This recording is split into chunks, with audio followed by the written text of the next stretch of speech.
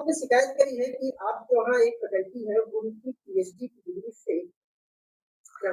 जी, मैं यहाँ पे डॉक्टर नौशाद आलम, आचार्य कम्युनिटी मेडिसिन विभाग, विभागाध्यक्ष पद पे कार्यरत हूँ और यहीं पे एक फैकल्टी है डॉक्टर हसमतुल्ला, जो सह-आचार्य हैं एनाटॉमी विभाग में, वो नियमित पद पे हैं, वो भी कार्यरत है यहीं पे।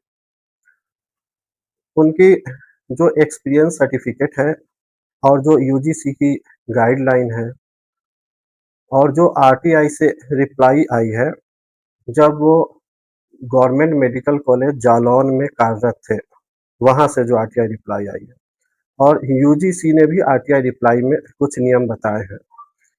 फिर जहाँ से इन्होंने पीएचडी किया है, मलवांचल यूनिवर्सिटी इंदौर मध्य प्रदेश से, वहाँ की ऑर्डिनेंस है, जो वहाँ का कानून है, इन सारे दस्तावेज के आधार पे उनकी डिग्री जो है फर्जी तरीके से ली गई प्रतीत होती है। उसमें जो इनका कार्यकाल है डॉक्टर हसमतुल्ला का, वो Jalaun government medical college Jalaun में ये कार्यरत रहे हैं। उस कार्यकाल को मैंने अपने पत्र में पूरा विस्तृत लिखा है कि वो कब से कब तक कार्यरत रहे हैं। उस कार्यकाल में इन्होंने जो जालौन से आरटीआई में जवाब प्राप्त हुई है, उसमें 2017 से लेकर के 2021 तक में टोटल 12 दिन के लिए इन्होंने सीएल की आवेदन की थी, जिसमें इनके पीएचडी का जो ड्यूरेशन है 2018 से 2021, उसमें केवल एक ही दिन इन्होंने सीएल लिया है, सीएल के लिए आवेदन दिया था प्रधानाचार्य कार्यालय में। तो अब यहाँ पे क्वेश्चन ये उठता है कि उत्तर प्रदेश में जालौन मेडिकल कॉलेज से मध्य प्रदेश इंदौर में मलवांचल यूनिवर्सिटी जो 200 दिन की भौतिक उपस्थिति अनिवार्य बता रहे हैं, तो एक दिन की सीएल में कोई व्यक्ति एक ही समय में कैसे 200 दिन वहां पर उपस्थित हो सका? ये खुद एक क्वेश्चन उठा रहा है उनकी पीएचडी उपाधि पे। तो हमारे द्वारा पूर्व में भी शिकायत की गई थी। उस शिकायत में प्रधानाचार्य महोदय ने, जो तत्कालीन प्रधानाचार्य थे, उन्होंने यहाँ से रजिस्ट्रार मलवांचल यूनिवर्सिटी को मेल के माध्यम से उसको वेरीफाई किया था। वहाँ से रजिस्ट्रार द्वारा वेरीफाई किया गया कि पीएचडी डिग्री जो है सही है। लेकिन पीएचडी डिग्री सही अगर है तो ये बिना जाए हुए, बिना वहाँ प्रेजेंट हुए पीएचडी की डिग्री कैसे प्राप्त कर ली उन्होंने? ये कैसे सही हो गया? एनएमसी और यूजीसी गाइडलाइन क्या है?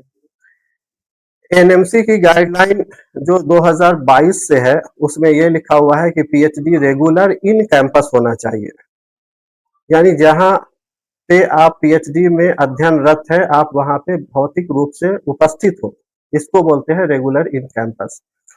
और 2025 की गाइडलाइन भी है, लेकिन यूजीसी की जो गाइडलाइन है उसमें जैसे इन्होंने कहा है कि 2018 में इन्होंने एडमिशन लिया है पीएचडी में, तो यूजीसी की जो गैजेट नोटिफिकेशन है वो 2016 की इन पे लागू होती है।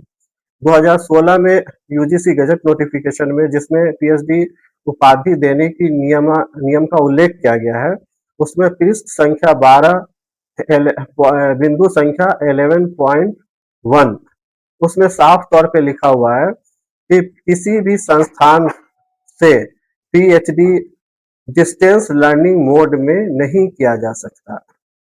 11.2 में लिखा हुआ है पार्ट टाइम पीएचडी का प्रावधान है, लेकिन पार्ट टाइम पीएचडी का प्रावधान है, जब उन्होंने 11.1 में इसको प्रतिबंधित कर दिया कि ये ऑनलाइन डिस्टेंस लर्निंग मोड से नहीं किया जा सकता, तो पार्ट टाइम पीएचडी कहाँ से किया जा सकता है? जो व्यक्ति जिस संस्थान में जॉब कर रहा है वहीं से अपने जॉब ड्यूरेशन के बाद वो पार्ट टाइम पीएचडी कर सकता है।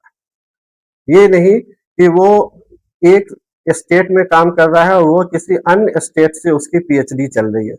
इसकी जवाब यूजीसी ने अपने आरटीआई रिप्लाई में दिया है कि PhD online distance learning mode में प्रतिबंधित है। तो फिजिकली एक आदमी 2 स्टेट में एक ही समय उपस्थित नहीं हो सकता है। अगर वो उपस्थित है तो या तो जालौन की इनकी एक्सपीरियंस सर्टिफिकेट फर्जी है या फिर पीएचडी डिग्री फर्जी है। दो में से कोई एक तो फर्जी है फिर। ऐसा भी हो सकता है कि ये ड्यूटी आवर के बाद जो इनका अपना निजी समय है उस समय इन्होंने स्टडी कर रखी है। नहीं, तो ड्यूटी आवर के बाद स्टडी करना इसी को बोलते हैं पार्ट टाइम पीएचडी। तो ड्यूटी आवर के बाद स्टडी, तो ये तो जालौन मेडिकल कॉलेज में रजिस्टर्ड नहीं थे पीएचडी करने के लिए, ये तो रजिस्टर्ड थे मध्य प्रदेश इंदौर में, बलवांचल यूनिवर्सिटी में। तो जॉब ये उत्तर प्रदेश में कर रहे थे। तो ये 4 बजे के बाद जब इनकी जो ड्यूटी आवर खत्म होती थी, तो 4 बजे के बाद 500 किलोमीटर क्या ये डेली जाते थे?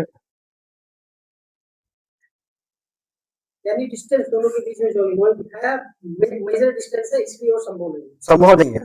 और दूसरा मैं आपको बता दूं कि ऑनलाइन डिस्टेंस लर्निंग मोड में जो जिस विषय में यूनिवर्सिटी ग्रांट कमीशन ने अलाउ किया है कि डिस्टेंस मोड में या ऑनलाइन मोड में जिस सब्जेक्ट में जो कोर्स अध्ययन किया जा सकता है, उस कोर्स में भी टेरिटोरियल ज्यूरिसडिक्शन से बाहर किसी भी दशा में नहीं की जा सकती है। टेरिटोरियल ज्यूरिसडिक्शन है तो उस संस्थान का टेरिटोरियल ज्यूरिसडिक्शन डिफाइंड होगा और ये एक स्टेट की बाउंड्री से बाहर कभी भी नहीं हो सकता, जो उसकी भी दस्तावेज हमने उसमें लगाई है अपने शिकायती पत्र में।